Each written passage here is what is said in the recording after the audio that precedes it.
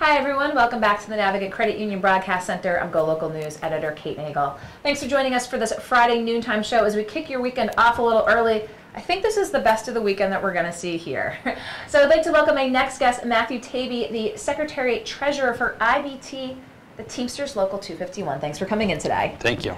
I appreciate it because you've had not just a busy week, but a busy few months because there's a big battle nationally within the Teamsters, and it pertains to UPS, and you were traveling this week, and there's going to be more action taking place this weekend. So fill folks in on what's going on with the Teamsters.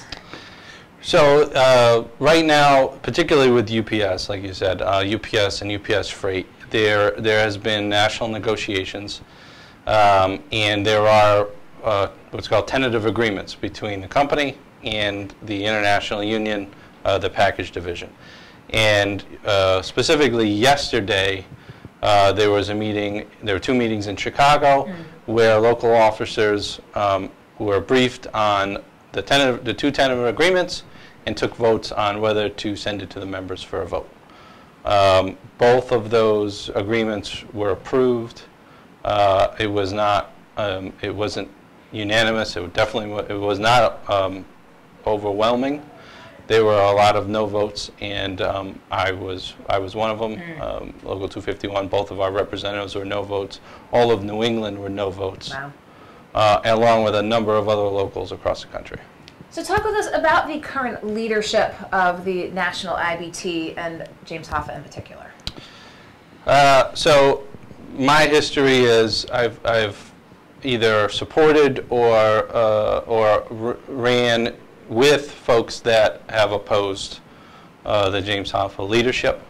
It's once every 5 years is the international election, so in between sometimes there's political stuff, but for the most part the official election stuff is every 2 years out of 5 essentially through all the process. But the last time I ran on a slate against Mr. Hoffa's slate, and there are a lot of fractures, fissures, shall we say,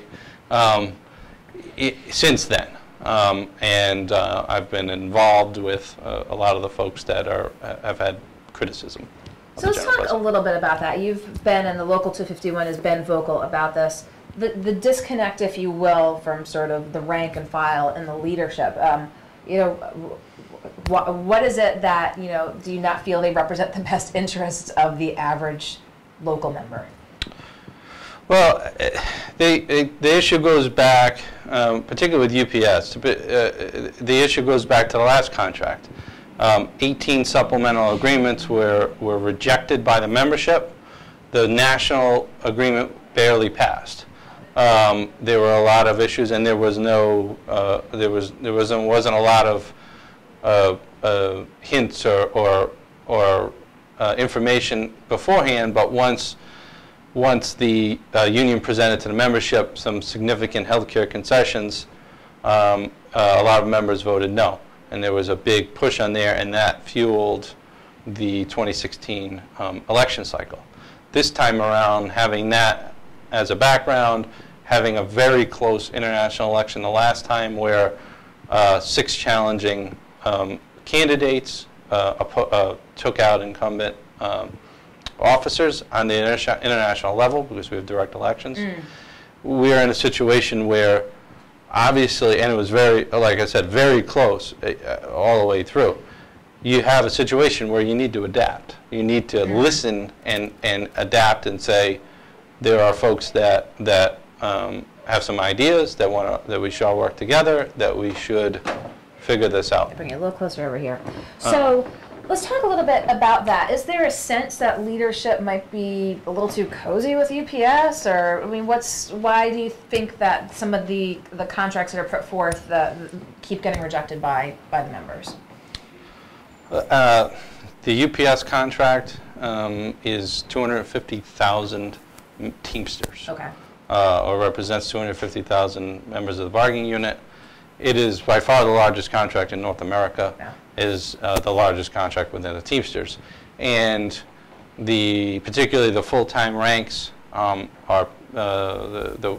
workers are paid very well, have very good benefits, and in many ways sets the standard for the labor movement as a whole. So, as UPS goes, other contracts go. Right. I mean, our health care and our pension and our that's the top rate, generally speaking, pay rate in many areas of the country, if not overall. So when you're factoring that in, there's a lot that we use as an example of where the Teamsters overall are going, where maybe even the industry is going in trucking and transportation. So given that, there may be a sense that, and I've heard it from the company, and I soundly reject it, is that it's UPS is the golden goose, and you don't want to upset them too much. But in all reality, they're the biggest violators of the agreement, relative to other companies. They're very aggressive. They have business to run. We understand that, but we're always battling with them to abide by the contract. So we take that in our local very aggressively. We don't we don't hold back at all. We've had a lot of battles locally, and we'll continue to do so because it's in the best interest of our members. If other locals, the international leadership doesn't have that mindset, well, we view it as this is what our members need, this is what our members want, this is what I was elected on, and my team was elected on twice. UPS in Rhode Island are very happy and engaged, and any criticisms or constructive or otherwise we take and we adapt and we move on and we address the issue, address the root of the problem rather than some PR campaign. So you were in Chicago, and now there's going to be action this weekend, a local vote, if you will. So talk with us a little bit about what next now after Chicago.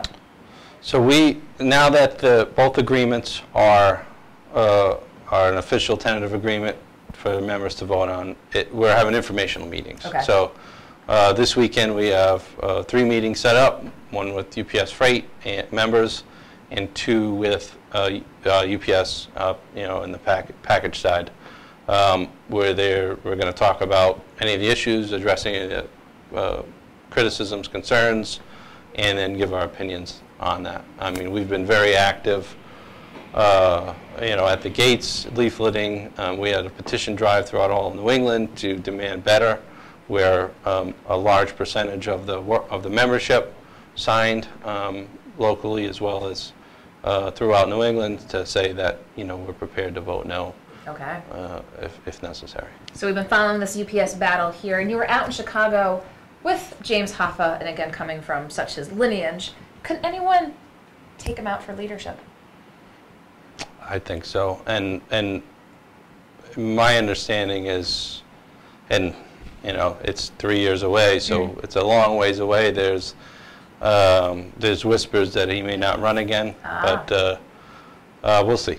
That's 3 years away. Well, of course, folks here, whether knowing Teamsters, obviously dealing with UPS, or just knowing of the Hoffa legacy with the Teamsters, knowing from social media what the local 251 here has been battling on the UPS front. I really wanted you to come in, give folks a little bit of the lay of the land, having just been from Chicago. You jet lagged at all? I'm a little tired, but I got some rest. It was okay.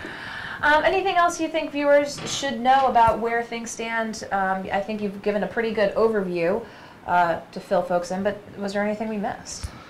I mean, the main thing is it's been all of New England, which has some pretty high-profile disagreements, is a good way to put it, has been united and working together as one group. Which is really good. It's good for the overall labor movement. It's good for workers everywhere that we represent, because whether it's UPS or any other company, we can call on each other and help each other and help with organizing, help with picket lines, help with any other things that we do to better the lives of workers. So I mean, at least in New England, I can vouch for the fact that we're all swimming in the same direction. Okay. And that's helpful.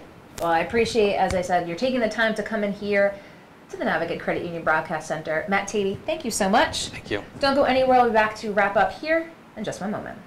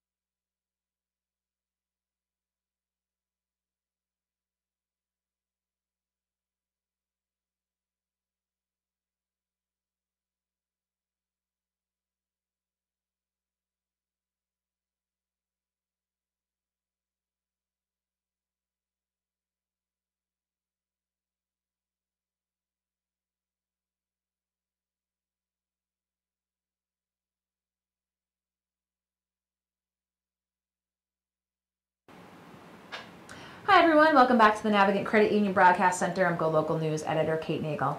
Thanks for tuning in this Friday noontime as the weekend is getting underway here shortly, and it looks like we're seeing the best of it. Well, I'd like to thank the guests who came on today. Former State Representative Ray Rickman to give his big view.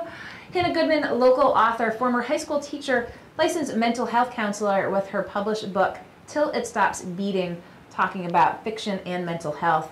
And of course, Matt Taibi with the local 251 Teamsters, their battle with the leadership at the national level, including James Hoffa, over the UPS contract. So we'll be catching up with you throughout the weekend on GoLocalProv.com. Of course, be sure to tune in on Facebook as well. Monday, we'll be taking a pause. State holiday, we'll be back here fully on Tuesday, so we look forward to seeing you then here in the Navigant Credit Union Broadcast Center. I'm GoLocal News editor Kate Nagel.